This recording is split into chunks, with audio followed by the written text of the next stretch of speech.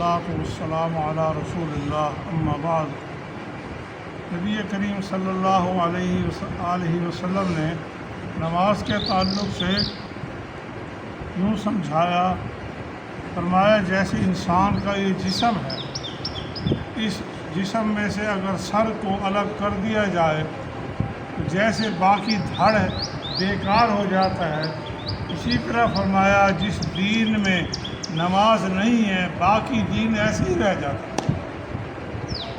یعنی رأس الامر ہو گیا، سر جو ہے انسان کا ایسا ہے کہ سر اگر اتار دیا جائے تو بندے کی زندگی ختم، اور یہ نچلا حصہ سارا کا سارا ہاتھ پاؤں سب کچھ بیکار ہو جاتے ہیں۔ آپ علیہ الصلوۃ والسلام نے مثال دے کر سمجھایا کہ وہ دین، وہ بندہ جو اپنے آپ کو مسلمان کہتا ہے اور نماز نہیں پڑھتا، اس کا دین ایسا ہی بچتا ہے جیسے بغیر سر کا دھڑ بچتا ہے۔ باقی اتنی بڑی مثال دے کے، اور پھر بندہ اپنے آپ کو کہے کہ میں مسلمان ہوں، کیسے اس کو کیا اسلام بچے گا اور کیا اس کا دین بچے گا۔ اس لیے مسلمانوں، میرے بھائیوں، عزیزوں، بزرگوں، نماز کے بغیر کوئی دین نہیں ہے۔ 10 سال کی عمر کا بچہ اور بچی گھر میں ہے اور بے نماز ہے تو سمجھ لے اس گھر میں نحوستوں کو کوئی ختم نہیں کر سکتا۔ 10 سال کا بچہ اور 10 سال کی بچی، یہ اتنا ضروری ہے۔ اللہ کے نبی علیہ الصلوۃ والسلام بڑی نماز کے تعلق سے قرآن پاک میں سب سے زیادہ نماز کا ذکر، اور نبی صلی اللہ علیہ وسلم نے سب سے زیادہ نماز کے تعلق سے ہی کہا۔ ایک آپ نے مثال دے کر 4 بڑے ائمۃ الکفر، کفر کے اماموں کا نام لیا۔ فرمایا بے نماز کن کے ساتھ ہوں گے قیامت کے دن؟ فرمایا فرعون کے ساتھ ہوں گے، حامان کے ساتھ ہوں گے، قارون کے ساتھ ہوں گے، اور آپ کے زمانے کا ایک قریشی تھا، کافر تھا بڑا، ابی بن خلف۔ فرمایا یہ بے نماز جو بندے ہیں قیامت کے دن، ظاہر بے نماز تو مسلمان ہی ہوں گے نا، کافروں کی تو بات ہی نہیں ہے نا، یہاں تو بات ہے کلمہ پڑھنے والوں کی۔ ظاہر ہے کلمہ پڑھنے والا تو ایک کافر ہے، اس کو تو نماز کا مسئلہ ہی نہیں ہے، وہ تو ہے ہی کافر۔ ایک آدمی کلمہ پڑھتا ہے اور اپنے آپ کو مسلمان بھی کہلواتا ہے۔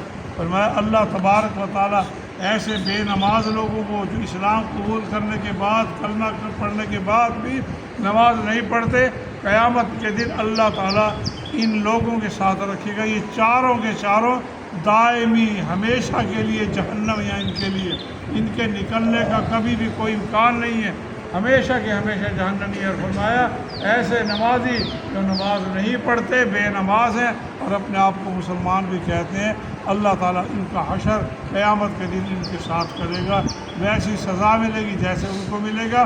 بادشاہ بے نماز ہے، فرعون کے ساتھ ہوگا، وزیر بے نماز ہے، حامان کے ساتھ ہوگا، مالدار بے نماز ہے، قارون کے ساتھ ہوگا، تجارت پیشہ سروس کرنے والا ابی بن خلف کے ساتھ ہوگا۔ ان چاروں کی یہ عہدت ہے، اور دنیا میں یہی ہوتے ہیں سارے، اس کے علاوہ کچھ بھی نہیں ہے۔ نماز کے تعلق سے فکر مند ہونے کی ضرورت ہے۔ اپنی نمازوں کی حفاظت کیجیے، اللہ تعالیٰ ہمارے تمہارے جنازوں کی حفاظت کرے گا۔ اگر اللہ تعالیٰ کی نماز کی حفاظت نہ کی مسلمانوں، یاد رکھ لیجیے اللہ تعالیٰ کو کسی کی کوئی پرواہ نہیں ہے۔ اللہ تعالیٰ چاہے تو سب کو اٹھا کے جہنم میں پھینک دے۔ حدیث میں آتا ہے نا، اگر کسی مسلمان کے ناجائز قتل پر ساری دنیا اکٹھی ہو جائے، رب کو کوئی پرواہ نہیں ہے، اللہ تعالیٰ سب کو اٹھا کے جہنم میں پھینک دے۔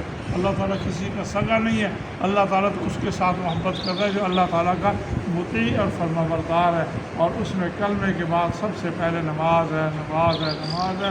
اللہ تبارک و تعالیٰ ہمیں ہماری اولادوں کو نمازی بنائے اور دین کی باتیں سمجھنے کی اللہ تعالیٰ نے توفیق عطا فرمائے۔